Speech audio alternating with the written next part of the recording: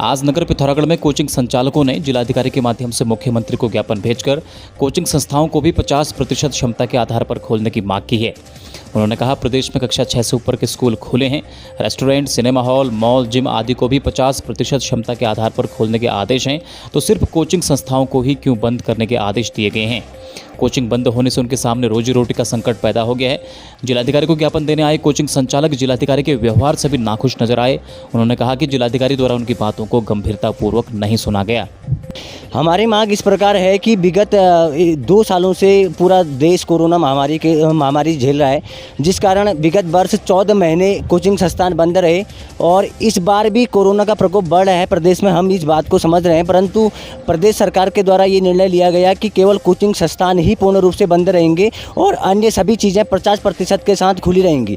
हम आज इस मांग को लेकर के जिलाधिकारी महोदय पिथौरागढ़ के पास आए और हमने उनके समक्ष ये बात रखे कि 50% छात्रों के साथ हमें भी कोचिंग संस्थान खोलने का मौका दिया जाए और हम भी छात्रों के भविष्य के ओर हम भी अग्रसर हैं और हमारी भी एक रोजी रोटी का सवाल है। लेकिन जिस प्रकार से जिलाधिकारी महोदय ने एक उच्च पद पर होते हुए जिस प्रकार से हमें बातचीत की कि आप कोरोना फैलाने इधर आए हो और आप यहाँ से जाइए, तो इस प्रकार की भाषा का प्रयोग जिलाधिकारी महोदय द्वारा हमारे साथ किया गया। तो मेरा सरकार से भी ये निवेदन रहेगा, प्रशासन से भी ये निवेदन रहेगा कि अगर कोचिंग संस्थान ही अगर कोरोना फैला रहे हैं और अगर शिक्षा देने में ही अगर कोरोना अगर फैल रहा है तो अन्य चीज़ें खुली क्यों हैं? जिम 50% के साथ खुले क्यों हैं? अभी कुंभ अभी चल रहा है, 10 लाख लोग प्रतिदिन वहाँ पर डुबकियाँ लगा रहे हैं।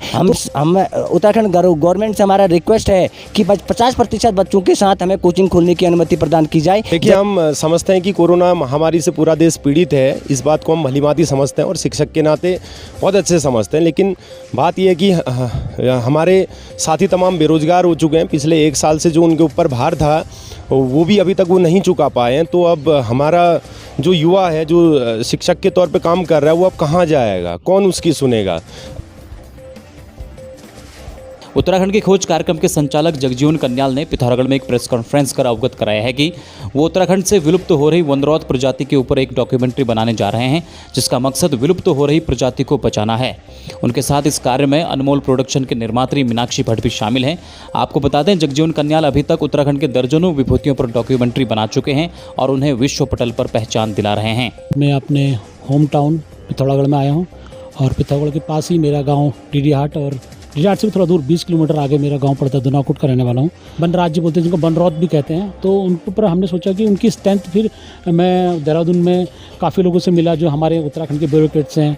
आईजी मर्तोलिया सर जो आजकल ट्राइबल के बॉस हैं, और काफ़ी टेक्निकल लोगों से पूछा मैंने। और हमारे डीजीपी अनिल रतूड़ी सर जो थे, उन्होंने भी बताया कि ये सब्जेक्ट बहुत अच्छा है। अब उत्तराखंड में ये विलुप्त होते हुए बनरौतों के ऊपर कुछ कीजिए, क्योंकि उनकी स्ट्रेंथ 400 से 500 के आसपास है।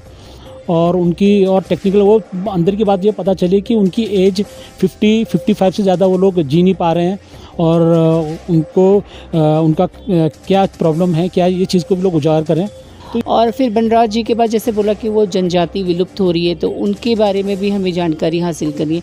तो शूटिंग तो साथ साथ में सबकी शुरू ही है और हम ये चाहते हैं कि उत्तराखंड के जो लोग हैं, जो अनसंग हीरोज़ बोलते हैं ना, जिन्हें लोग जानते ही नहीं हैं, उनके बारे में विश्व जाने। हम ही लोग नहीं जानते कि इतने बड़ी बड़ी पोजीशन में हमारे लोग बैठे हैं, तो हमें ही नहीं पता होता है, तो फिर हमारे बच्चों को क्या पता होगा। तो हम उनके बारे में जानकारी देने के हिसाब से जगजीवन ने ये मुहिम उत्तराखंड की खोज शुरू करी है। धारचूला व्यापार संघ ने एसडीएम के माध्यम से जिलाधिकारी को ज्ञापन भेजकर मांग की है कि बाहर से आने वाले लोगों को कोरोना जांच के बाद ही धारचूला में प्रवेश दिया जाए। उन्होंने जौलजीबी पुल के पास टेस्टिंग सेंटर बनाने की मांग की है। धारचूला में कोरोना संक्रमितों की संख्या बढ़ने से लोगों में दहशत का माहौल है। ये कोरोना रोकथाम के संबंध में हमने एक ज्ञापन व्यापार मंडल के द्वारा उप जिलाधिकारी महोदय के माध्यम से जिलाधिकारी को प्रेषित किया है और उसमें मांग की गई है कि जौलजीबी के पुल में जो है टेस्टिंग वाली सुविधा किया जाए और बाहर से आने वाले लोगों को टेस्टिंग के बाद ही धारचूला में प्रवेश दिया जाए।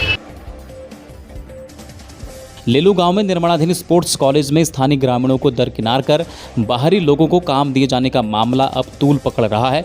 ग्रामीणों ने जिला मुख्यालय पहुंचकर जिलाधिकारी के सामने मामला रखा और 10 दिन के भीतर उनकी मांग नहीं मानने पर धरने पर बैठ जाने की चेतावनी दी है।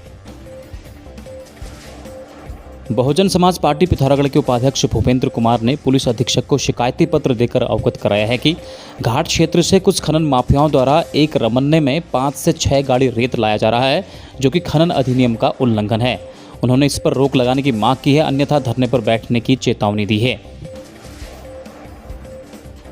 लॉकडाउन काल में कारोबार ठप पड़ने से प्रभावित झोलाघाट के व्यापारियों की मदद को मुख्यमंत्री विवेकाधीन कोष से 4.5 लाख की धनराशि स्वीकृत की गई है।